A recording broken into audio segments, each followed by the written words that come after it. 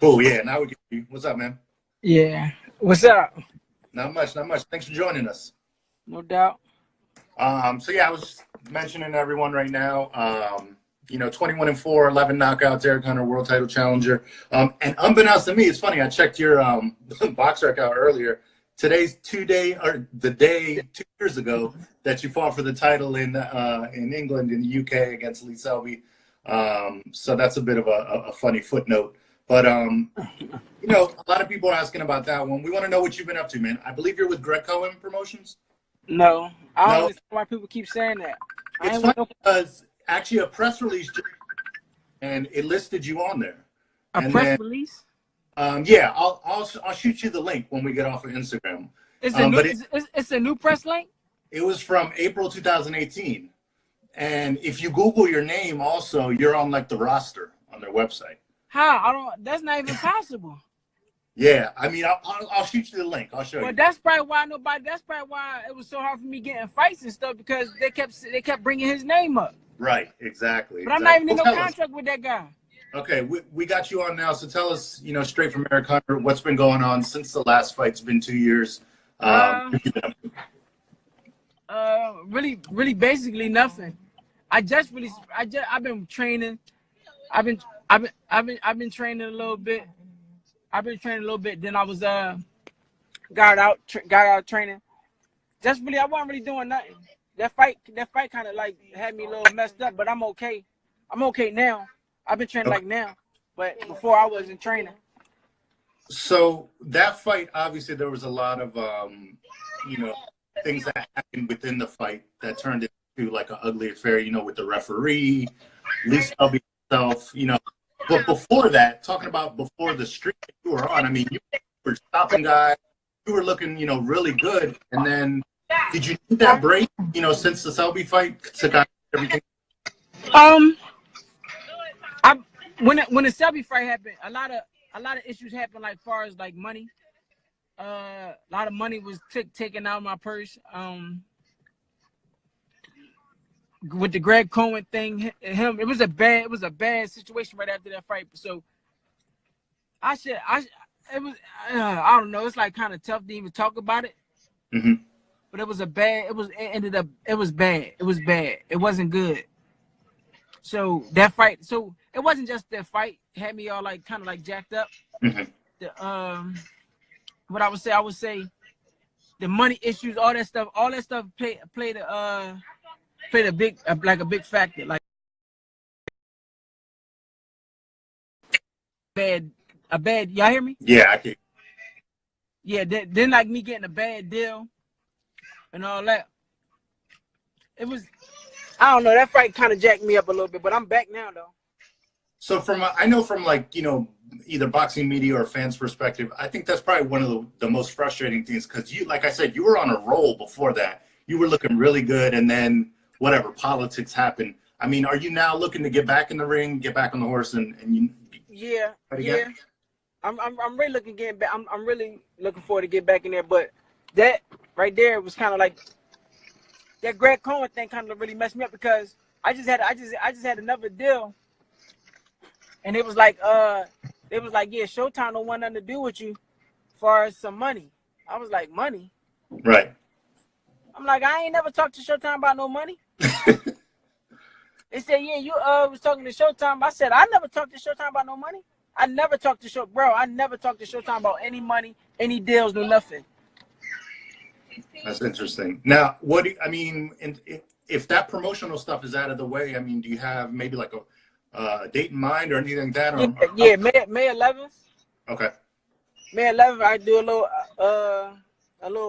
a comeback fight. Then I probably try to get another comeback, like another little tune-up fight.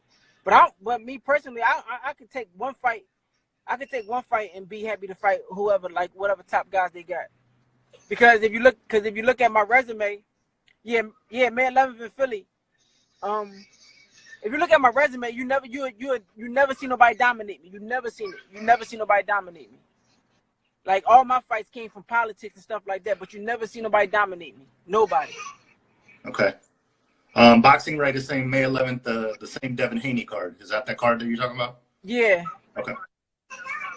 Okay. So, outside of boxing and you know, next fight, I mean, we've seen, I think you've been doing personal training and stuff like that. How have you stayed busy? You know, I've been trying to do like the little personal training, trying to stay busy, trying to stay active, doing something. okay. So if I can stay active doing something, then I'll be all right. But my main focus is really trying to get back in the ring, doing what I love to do, and that's fight. 3-piece big Okay. box. Can I get a three-piece big box meal? We had a question Right. Go ahead. left on Instagram today. It was regarding Selby. Originally. Being that you've been in the ring with Selby, you know, what do you see as far as big unification fights, you know, with the likes of Santa Cruz and Valdez, and what do you think as Selby as a fighter? No, that'd be all. No, that'd be it. No, you said as far as with me with the unification fights or with Lee Selby with the unifications? Well, I mean, he's asking about Selby, but I want to know about you. I mean, how do you stack up? How do you think you figure in the picture of featherweight division? You talking about as far as where do I fit in as far as with the featherweights? Yeah, with the other guys. I think I fit well with anybody. If I never been dominated, nobody never beat me up. Mm-hmm. I never been beat up in the ring, so and never been dropped. I never had none of that. So I wouldn't mind fighting nobody, and I think I feel I'm right there with them, if not better. Yeah. I focus Eric Hunter is better than all of them. To be honest with you, because I really can fight, Definitely. and I don't turn down fights. So people can't say you turn down fights and all this. I don't do none of that. So they can't put my name in that and nothing that. They can't do none of that. I'm gonna try to come back at 126, Clarissa. All right, 126. Let's see. T-Line says if the World Boxing Super Series, would you justify a spot in that tournament with the resume you've built? Do you think if they did a featherweight division? No. I don't think they'll put me in it because for two reasons. I don't think they put me in it just for the politics. I think politics won't put me in it. All right.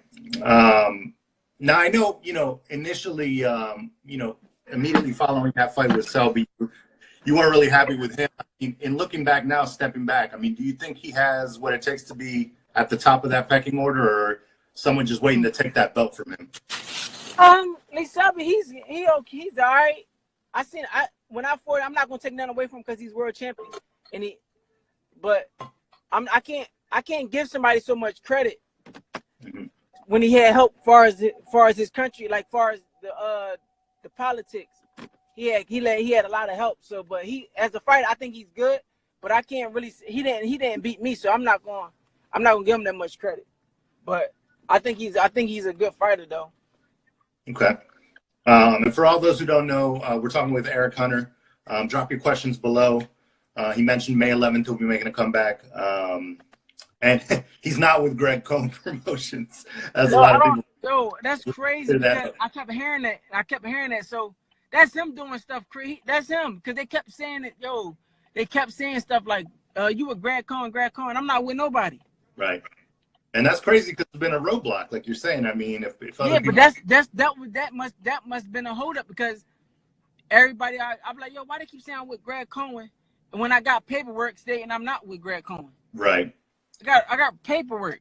It's documented. Why is they going around saying I'm with Greg Cohn? Yeah. So that must be him the one saying little stuff about me because they already said that was him. Yeah. Bad mouthing and all that. He that's crazy though. That's crazy. Yeah, not the first time I've heard that either. So yeah, what? we'll let that go to the side. But what you heard? Yeah, about other fighters. I mean, Austin Trout as well. Yeah, like dude bad business though. He bad business because like just bad business with other fighters. You know, I don't want to get into specifics, but yeah, just stories we've heard. That's why it doesn't surprise me when you say that. And you know, it's a valid point what you're saying. So, someone's asking in terms of training. And this might be a good question for you. You think it's better to do long distance run or sprints? They're saying. Be honest with you, sprints is probably the best thing you can do. and it will save your legs if you do sprints. Okay. Because you got to figure, we fight in spurts. When you boxing, you fight in spurts, so you don't sprinting. Like jogging is just like cool. It's like you really can get your wind back far as when you jogging, but when you sprinting, it's like you trying to get it back, like your second wind. I think sprints is way better than jogging. Actually, it's harder and it's harder. Okay. Let's see. Someone's asking what weight class. He already said he's coming back at 126. Also, quick note: if you missed any of this, it's going to be in its entirety uploaded on YouTube after. So everything he's answered, you'll be able to watch again. So once again, we're with Eric Hunter. Appreciate you taking the time. Someone's asking about what your thoughts are on Nonito Donaire and Carl Frampton. It's a fight that's coming up. Who do you think is going to win that one? More likely, if it's in his hometown, it's going to be Carpenter. It's going to be Carl Frampton. Okay. I think it's a good fight. I think it's a good fight stylistically, but we gotta call it where we see it. When it's over there, 9 times out of 10, they gonna get the job done. Yeah, judging wise, you know how it is. Like with my situation, I was daring to be great. So, and everybody seen that I was the better fighter, and I had the best talent out of the two. But it is what it is now. It's just now my time is just to come back and be smart. Right. Someone's asking, is there anyone you want to face in the long run? You want to get that rematch? I would like to fight. I would like to fight Lee Selby. Like, I would like to fight Lee Selby ASAP. But I don't want mind fighting nobody. But my real fight that I want mind fighting, I always talk about this, is Oscar Valdez. I just think that me and his style matches up decent. Because I like the way he come forward. I like the way that he brings heat. He brings a lot of heat. Right. And I think that'll be a good matchup far as the Mexican and Leo Santa Cruz. I think that'll be a good fight too. I don't mind fighting nobody. Me personally. I want my fighting either one of them though. Me personally. Yeah. Any champion that's out there, I don't mind fighting. I'm not gonna turn nothing down. As long as I'm in the ring with the top fighters, I'm all for it. I just don't. Right. I just don't want to fight. I just don't want to be fighting nobody I shouldn't be fighting. Like I'm not trying to fight no prospects. I'm not trying to do none of that. Right. I don't get up. I don't get up for it because at the end of the day, my name's supposed to be where them guys at. And if anybody and nobody can't say no, it's not, because that'll be a lie. If people say that my name ain't supposed to be up there with the other top guys, they're a lie. That's just showing they don't want to face me. They don't want their guys to face me. Now, what happened in terms of your agreement or your contract that you had with Golden Boy? What happened with that? What happened with me and Golden Boy is that they did what they supposed to do for me. Certain financial things that I didn't agree with, and we cut ties like far as that. But I still think they one of the best promoters out there. But I don't really have nothing bad to say about them. It's just that we just couldn't agree with on certain financial, like on a financial basis, because I feel as though I supposed to got a certain amount of money, stuff like that, and they didn't want to do it at the moment. But I have nothing bad to say about Golden Boy. But I do think if I was with Golden Boy, as far as with that fight with Lee Selby, I would have got treated better. Right. So I kind of like kicked myself in the ass for that. But I think that if I was with Golden Boy, I would have been better off with Golden Boy, because I like Golden Boy. Okay. Now talk to us about, from Philly. Obviously, you see work out there. You see there's a lot of fighters, a lot of up and comers from the area. Who are maybe some of the ones on your radar that you think are the best coming out of your area? Hold on, say it again. As far as from Philly, who do you think some of the best fighters now coming up are from that area? There's a lot of them. All the names that y'all can name. There's a lot of them. You got you got J-Rock just fought the other day. You got Danny Garcia, probably still the top one in our city. Mm-hmm. But more like he is the top one in our city. You got Tevin Farmer. You got Stephen Fortin, Stephen Scooter Fortin. You got him. You got Jerron Ennis Boots. You got the list goes on. You got a lot of people that's coming up that's worthy of being that has every Sparrow. I forgot him too. Yeah, that's actually we're linking up. Yeah, it's so many people that you can. It's like a lot of people. I don't want to. And if I miss some out, I apologize. But it's a lot of them. Yeah, but to the point, he mentioned J-Rock as well. But to the point, you guys got a lot of talent in the area. So big up to all the fighters that you named, and maybe one the big boys too doing it. Brian Jen, a lot of other guys as well. Yeah, we got a lot. We got a lot of. Let me we got see. A lot of Respect. guys. I respect all the fighters that put their ground on the everyday 66. What do you think? Did you watch the fights this past weekend on Showtime? What'd you think of that card? Yeah, I know you mentioned J-Rock. You want no, I think it was a great card. Honest, keep it 100. My honest opinion, I think it was a great card. I think that I think what's the name got cheated. The Truex kid. Okay. Kenneth Truex. Yep. I think he got robbed, and I don't care how nobody feel about that, but he didn't win that. That DeGale kid, that DeGale guy didn't win that fight. And whoever, and I don't know how you can win a fight by rubbing your eyes with full of blood every round and throwing one shot at a time and holding. That dude Truex was working. You hear me? Yeah, for sure. Yep, we can hear you. Main event. The main event. The main event. The main event went as expected. Her wore him down. And I gave him the fight. I gave him the fight around like 2-3 rounds. Right. Because you can't win a fight. You can't win a fight pop shotting and pop shotting and hold. Like he won. Like Lara, I think Lara won the first. Not even the first. You can't even say the first 5 because the first 5 rounds. The first round he lost. The second round the first round Lara won. The second round Lara won. Then the third round, that's when you seen her started cutting that ring off. Right, exactly. So you can't really say Lara won the first 5 because that dude was working. So someone's asking right now, who do you think wins Charlo versus Hurd? I don't know. We gotta see with that. I don't know. 2 big guys, I don't know. Yeah, that'll be a good one. And then we need to see it though, and I hope I don't waste no time in letting us see that fight. Like they wasting time us seeing Deontay Wilder and Joshua. Well, what are your thoughts on that one, on that heavyweight fight? Yeah, because I don't think that one's gonna happen this year. But who do you think will win? Man, you really put me right there. Deontay Wilder and Anthony Joshua. From the fight we just seen, it looked like Deontay Wilder will win. Okay.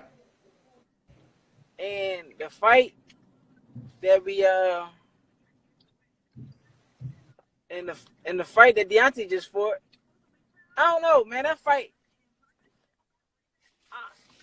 it looked like Deontay would win. Okay, based off their last fights. But the better skills is Anthony Joshua. His skills is better than Deontay Wilder. To be honest, that's the honest truth. Right.